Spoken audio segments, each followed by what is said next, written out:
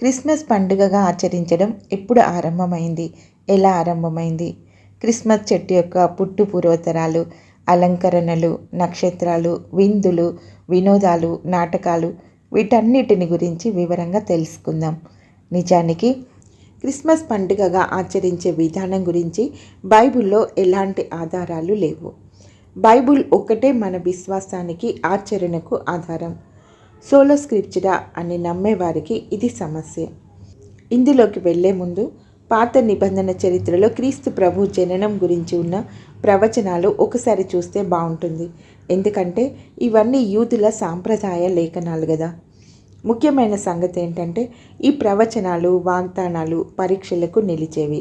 ద్వితీయోపదేశకాండం 18వ అధ్యాయం 21-22లో మనం చూస్తే, ఏదో ఒక మాట యెహోవా చెప్పినది కాదని మేమెట్లు తెలుసుకొనగలమని మీరు అనుకుని ఎడల, ప్రవక్త యెహోవా నామమున చెప్పినప్పుడు ఆ మాట జరగకపోయిన ఎడలను, ఎన్నడూ నెరవేరకపోయిన ఎడలను అది యెహోవా చెప్పిన మాట కాదు.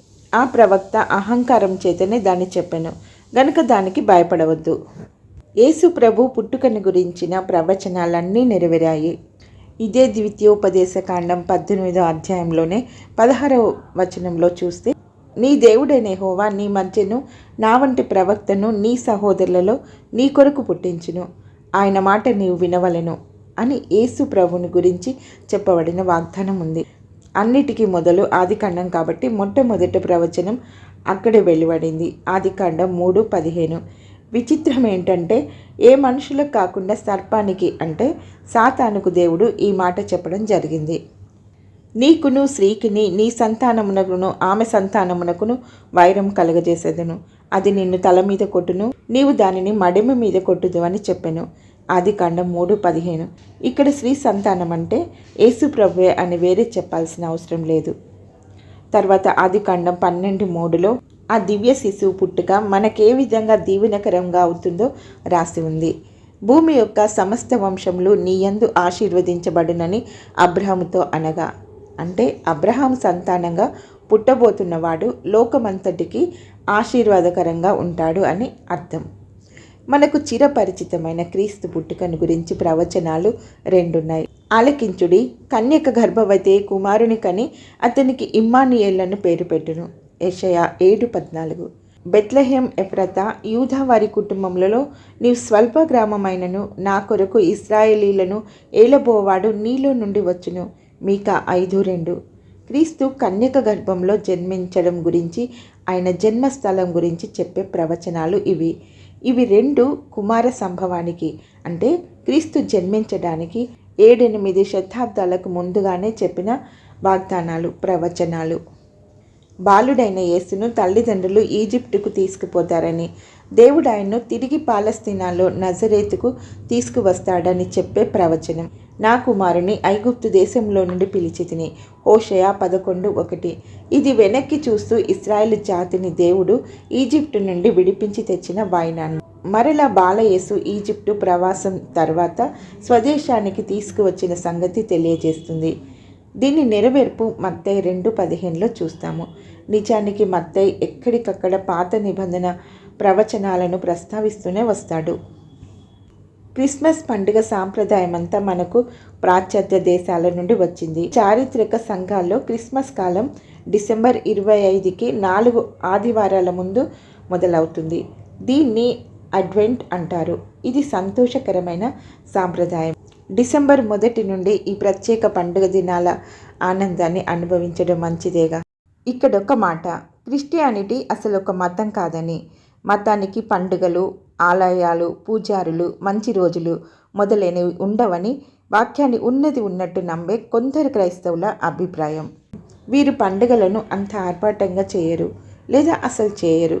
పైగా మనకు రక్షణను తెచ్చింది క్రీస్తు మరణమే కానీ పుట్టుక కాదు కదా. దీన్ని కూడా ఆలోచించాలి. క్రిస్మస్ను లాటిన్ భాషలో పుట్టుక అనే అర్థం ఇచ్చే నేటివాస్ అనే పదం ఆధారంగా నేటివిటీ అని కూడా అంటారు. ఇంగ్లాండ్లో డిసెంబర్ జనవరి కాలాన్ని సూచించే యూల్ ఋతువును మొత్తంగా క్రిస్మస్ను సూచించడానికి వాడతారు. ఇదే అర్థాన్ని ఇచ్చే ఫ్రెంచ్లో నోయల్ అనే పదం కూడా వాడుకలో ఉంది. 2వ శతాబ్దం నుండి క్రీస్తు పుట్టుక పండుగ జరుపుకున్న ఆధారాలు సంఘ పితరుల వ్రాతల్లో కనిపిస్తాయి.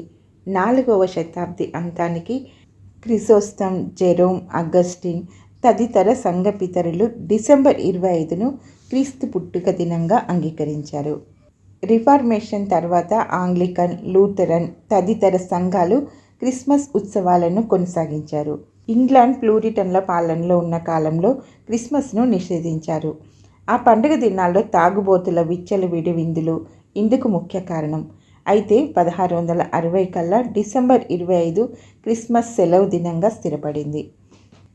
ఇకపోతే పండుగలో భాగంగా సంవత్సరమంతా చర్చికి రాని క్రైస్తవులు ఆ రోజు తప్పక చర్చికి రావడం సాంప్రదాయంగా ఉండేది. అమెరికాలో ఒక సర్వే ప్రకారం ప్రతి 10 మంది క్రైస్తవుల్లో 6 క్రిస్మస్ రోజు చర్చికి హాజరవుతారు. క్రైస్తవులు ముఖ్యంగా తమ గృహాలలో ఎరుపు, ఆకుపచ్చ, బంగారు రంగు అలంకరణలు చేసుకుంటారు. 1559 జర్మనీలో స్ట్రాస్బర్గ్ లూథరన్ కెథీడ్రాల్లో క్రిస్మస్ చెట్టు నిలిపారు. త్వరలోనే ఇది ప్రపంచమంతటా వ్యాపించింది. చెట్టు చిటారు కొమ్మన బెత్లెహేం నక్షత్రాన్ని ఉంచడం పరిపాటి. ఇది అన్యమత విగ్రహారాధక ఆధారం అని కూడా కొందరు వాదిస్తారు. క్రిస్మస్ చెట్టుకు గంటలు, గొడుగు ఆకారం చాక్లెట్లు, కొవ్వొత్తులు, చెట్టు క్రింద చేతులకు వేసుకునే ఎరుపు రంగు గల ఉన్న తొడుగులు, గ్లౌస్ ఉంచుతారు. పిల్లలకు రంగురంగుల మెరుపు కాగితాలు చుట్టిన బహుమానాలు, వీటిని శాంటాక్లాస్ క్రిస్మస్ తాత తీసుకువస్తాడని చాలా బలంగా పాతుకుపోయిన ఇతిహాసం. క్రిస్మస్ రీడ్ పాశ్చాత్య దేశాల్లో క్రిస్మస్ కాలంలో దొరికే మిసిల్టో అనే లతతో తయారు చేసిన పుష్పగుచ్చాన్ని తలుపు బయట వైపు వేలాడదీస్తారు. ఇళ్లపై, చర్చిలపై క్రిస్మస్ నక్షత్రాలు పెట్టుకుంటూ ఉంటారు. దూర ప్రాంతాల నుండి పిల్లలు ఇంటికి రావడం, పిండి వంటలు, క్రొత్త బట్టలు, గ్రీటింగ్లు ఇలా ఎన్నెన్నో. మనకైతే క్రిస్మస్ దినాల్లో బంతులు, చేమంతులు, రకరకాల పుష్పాలని ప్రకృతి అందిస్తుంది. చాలా చోట్ల చలిమంటలు వేసుకుని వెచ్చగా సహవాసంలో ఆనందిస్తారు. కుటుంబాలు కలిసి ఒకే దగ్గర చేరడం, క్రిస్మస్ పాటలు పాడడం ఎంతో సంతోషిస్తారు. చాలా సంఘాల్లో పిల్లలు క్రిస్మస్ నాటకం వేయడం చాలా ఆనందంగా, వినోదంగా ఉంటుంది. ఇవన్నీ అటు మంచి కాదు, ఇటు చెడు కాదు. అయితే మితిమీరిన భోజనాలు, ఇంకా తాగుళ్ళు, ఆడంబరాలు మంచిది కాదు. అయితే పాత నిబంధన ప్రజలకు నెహెమ్యా చెప్పినట్టు, పదండి, కొవ్విన మాంసం భక్షించుడి, మధురమైన దాన్ని పానం చేయుడి, ఇది వరకు తమ కొరకు ఏమీయూ సిద్ధం చేసుకొనని వారికి వంతులు పంపించుడి. నెహెమ్యా 8:10. అయితే పేదలకు వంతులు పంపించుడి అనేది ఎంతో గొప్ప సూచన.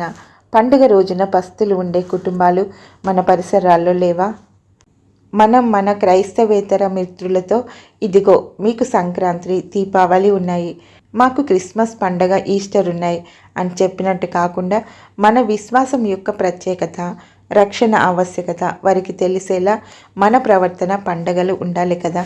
ఇదంతా క్రిస్మస్ గురించి చెప్పిన తర్వాత అత్యంత కీలకమైన సంగతి దేవుడిచ్చిన క్రిస్మస్ కానుక అయిన క్రీస్తుని మనం వ్యక్తిగతంగా రక్షకునిగా అంగీకరించడం. తన ప్రజలను వారి పాపముల నుండి ఆయనే రక్షించును అన్నది క్రిస్మస్ యొక్క అత్యంత ప్రాముఖ్యమైన సందేశం. అది లేకపోతే ఎవరో అన్నట్టు పండగ ఉత్త దండగ.